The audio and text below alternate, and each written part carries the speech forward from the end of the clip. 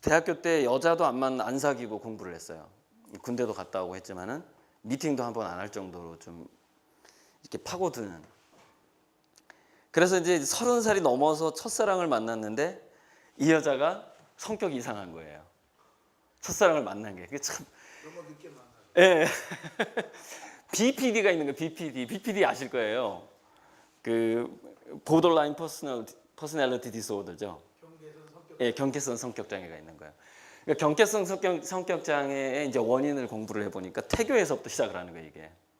그래서 이 여자가 태교를 어떻게 받았는지를 결혼하고서야 알았어요. 결혼 전에는 그런 약점을 잘 얘기 안 하잖아요.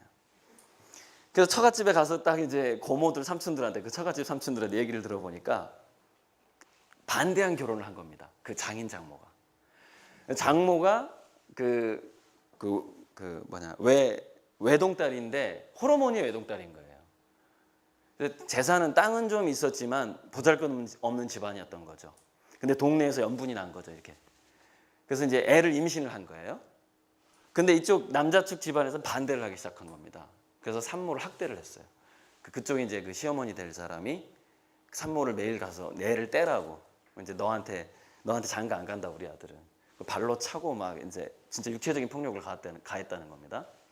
그 안에 제가 결혼한 여자가 들어가 있었던 거예요. 그 배 안에. 그래가지고 이 여자는 성격이 왜 이럴까? 연애할 때부터, 그다음에 결혼 직후 제가 10년 전에 이혼했어요. 그래서 그 이혼하는 이유는 이제 제가 딸이 하나 있었는데 그 딸의 목숨을 구하기 위해서 이혼을 했거든요. 그러니까 그 정도로 심각했어요. 결혼 생활이. 애를 죽일 정도로 이 BPD 성격이 한번 이렇게 정신 이상이 들어오게 되면 굉장히 폭력적으로 변하거든요. 아무튼 그러면서 이혼을 고민하게 되면서 이혼이 아이들한테 미치는 영향에 대해서 교육학적으로 공부를 하기 시작한 거예요. 그러니까 그래가지고 이제 발견하게 된 게 뭐였냐면, 그러니까 이혼을 하긴 해야 되는데 이 아이를 어떻게 잘 키워야 될까가 이제 아빠로서 저는 울면서 막 책을 봤어요. 울면서. 사실 울면서 책을 보면 공부가 잘 됩니다. 그 이유가 또 있어요. 그 뇌과학적인 이유가 있어요. 두뇌는 25살이 넘어가 버리잖아요. 30살이 넘어가 버리냐. 뇌과학을 좀 섞어서 말씀드리자면 30살이 딱 넘어가 버리면 그 시냅스를 연결해주는 영양 물질이 잘 안 만들어집니다. 그래서 35세 이후에는 자기 생존이나 자존에 심각한 위기가 오지 않으면은 두뇌에서 BDNF라는 물질이 잘 안 만들어져요. BDNF라는 물질은 시냅스를 연결시켜 주도록 유도해 주는 물질이거든요. 그래서 정신의학에서는 BDNF를 가장 많이 연구를 해요. 처음에는 이제 교육학하고 교육심리학이죠. 교육심리학적으로 접근을 했다가 그 대학교 1학년 때부터 3종의 과학 잡지를 꾸준히 봤어요. 사이언스 올제하고 뉴턴하고 또 하나 뭐였지?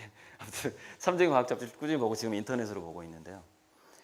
그때 제가 90학번이에요. 그때 이제 뇌과학이 슬슬 잡지에 소개가 되기 시작했어요. 그 90년대부터. 근데 단행본은 없었습니다. 그 당시에는. 단행본은 2000년 넘어야지 나와요. 뇌과학에 대한 본격적인 단행본이.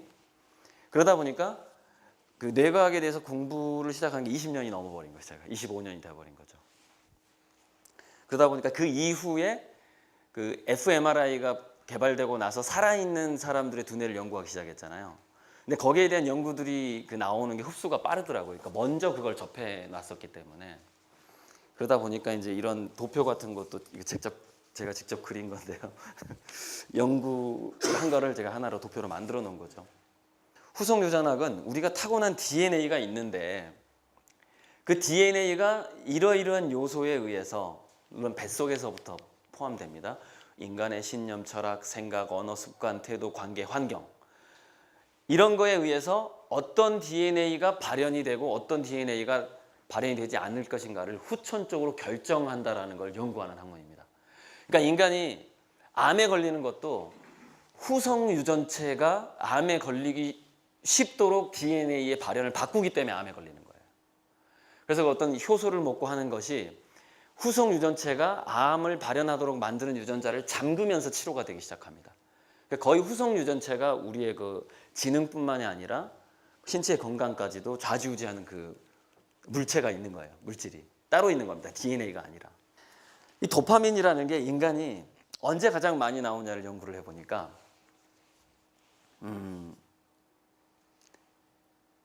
이겁니다. 가장 많이 나오는 순간은 언제냐면은 막 사냥감이 있었는데 막 따라간 거예요. 따라가서 창이나 활을 쐈어요. 근데 그 사냥감이 딱 맞더니 탁 쓰러지는 거야. 그 순간에 가장 많이 나옵니다. 이거는 뭐냐면 우리가 사업을 할 때 투자를 했는데 투자가 제대로 투자해가지고 갑자기 주가가 딱 올랐다거나 그 순간을 말합니다. 자기가 뭔가 그러니까 과거에 석기시대 사람들이 사냥에 성공한 것은 오늘날 돈 번 거랑 되게 비슷해요. 돈을 갑자기 떼돈을 번 거랑 비슷합니다. 그때 고기는 떼돈하고 같은 개념이었거든요. 그러니까 우리가 이런 겁니다. 그 진화 심리학의 핵심이 뭐냐면 석기 시대를 100만 년 동안 살았다는 겁니다. 그 핵심이. 아니 200만 년. 그런데 농경 사회하고 지금 산업 사회는 10,000년도 안 된다라는 게 진화 심리학의 핵심이에요. 그래서 우리는 언제 도파민을 많이 얻는가? 그게 석기 시대 사람들이 도파민을 많이 얻었던 방식이 현대화된 거죠. 그래서 그 진화 심리학을 현대 경제학하고 묶어가지고 요즘에 노벨상이 많이 나오고 있잖아요. 그죠? 댄 애니얼린가 이렇게 행동 경제학이라고 우리 그거를요. 어쨌건 다시 도파민으로 넘어가서 그래서 사냥감이 딱 쓰러졌을 때 하고 또 하나 이걸 들고 집에 갈 때 집에 가면 이제 그 식구들이 좋아할 거 아니에요. 그게 기대가 되는 겁니다. 또 하나 이제 그 고기를 이렇게 나눌 때 그리고 사람들이 탁 식탁에 모여가지고 이제 그 먹으려고 할 때 또 먹을 때인데 이게 그때 도파민이 가장 많이 나오는데 그때 그 부족들의 구성원의 상태가 보통 어떤 상태였냐면은 배가 고픈 상태였습니다. 그래서 무슨 얘기냐면 배가 고픈 상태에서 사냥을 기대하거나 사냥의 성공을 기대하거나 실제로 사냥을 하거나 그걸 가져와서 같이 먹거나 이럴 때 가장 많이 나와요, 도파민이. 무슨 얘기냐면 창의성이라는 것은 결핍이 없으면 안 생긴다는 거예요. 어떤 그 지능의 발달이라는 것은. 특히 사업가의 두뇌를 가진 사람들은 사업 현장에서 10대를 보내고 그 이후에 대학 교육을 받는 게 한 25세 이후, 30세 이후에 대학 그 정식 교육을 받는 게 좋다라는 걸 이제 제가 교육제도 제안을 하고요. 지금 뭐 질문 같은 거 있어요? 일단 이걸로. 혹시 여자들이 직감이 더 많이 발달되어 있잖아요. 네. 여자들이 남자보다 신장이 더 발달됐거나 아니면 독특한 호르몬이 있기 때문에 더 그런 능력들이 발달되어 있는 건가요? 하고도 관계가 되는데 미지의 것을 다루는 능력이 우뇌가 더 우세하다는 겁니다. 미지의 것과 새로운 것을 다루는 능력이 새로운 것. 그 다음에 기존에 알고 있는 것, 그 다음에 언어, 단어를 다루는 게 좌뇌거든요. 그런데 우뇌하고 좌뇌 그 연결이 여자들이 훨씬 더 잘 돼 있다는 거거든요. 다른 뭐 공학적 입장에서 컴퓨터가 이제 많이 발전해 가면서 인간의 뇌를 이렇게 추종하는 그런 단계까지 지금 상당히 접근했다고들 하는데 그런 것이 또 현실화돼서 뭐 인간과 같은 그런 능력을 발휘할 수 있을 것인지 궁금합니다. 이게 오디세우스에서 나와요. 오디세우스도 활 쏘는 장면이 나오는데 그 10개를 통과해서 관역을 맞춰야 되거든요. 근데 엄청나게 강력한 힘으로 활을 쏘지 않으면은 활은 이렇게 휘게 되어 있습니다. 직선으로 간다는 것은 엄청나게 강력한 힘으로 쏜다는 뜻이에요. 근데 임진왜란 기록에가 일본 무사들이 그 당시에는 한 10% 정도가 성공을 했다는 기록이 있는 거예요. 무사들이. 그 관역을 맞췄다 이거예요. 10개를 통과해서. 오디세우스 활 쏘는 것처럼. 그런데 현대하고 근대에 와서 1%로 줄어들어 버린 겁니다. 그러니까 사람들은 임진왜란 때 그 군사들의 힘하고 지금의 우리 군사들의 힘이 약 10배 차이가 날 수가 있다는 겁니다. 무슨 얘기냐면 인간의 잠재력이라는 것은 환경 변화에 의해서 얼마든지 들쭉날쭉해요. 근데 장수하지 않는 사람은 어떻게 표현했냐면 80대 초반에 죽는 사람이에요. 70대에서 80대 초반에 죽으면 장수가 아닙니다. 지금 옛날하고 틀려요. 지금 장수는 뭐냐면은 일단 90을 넘기고 100살을 넘겨야지 지금은 장수로 쳐줍니다. 그런데 이 두 사람의 노년을 이 두 그룹의 노년을 조사해 보니까 70대에서 80대 초반에 죽는 사람은 병원에서 약 6년을 누워있다가 죽더라고요. 병원에서 6년. 호르몬 체계가 파괴가 되거든요. 그 심리 상태에 대해서. 그래서 그 면역력을 다시 살릴 수가 없는 겁니다. 그 외국에서 약물을 막 투입하면서 중환자실에서 5, 6년 누워있는 거예요.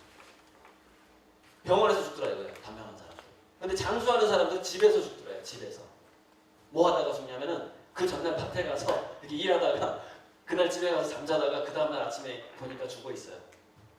아주 편안하게 고통 없이. 이게 그 우리가 자존감과 용기를 갖는 것이 이렇게까지 연결이 되고요. 어렸을 때 우리 아이들을 어떻게 양육을 하고 10대 때 어떻게 진로적성 지도를 하는 것이 이렇게 연결이 됩니다. 그 아이들의 장수하는 것과 단명한 것을 만들어내요. 우리의 그 심리와 교육이. 여기서 마치겠습니다.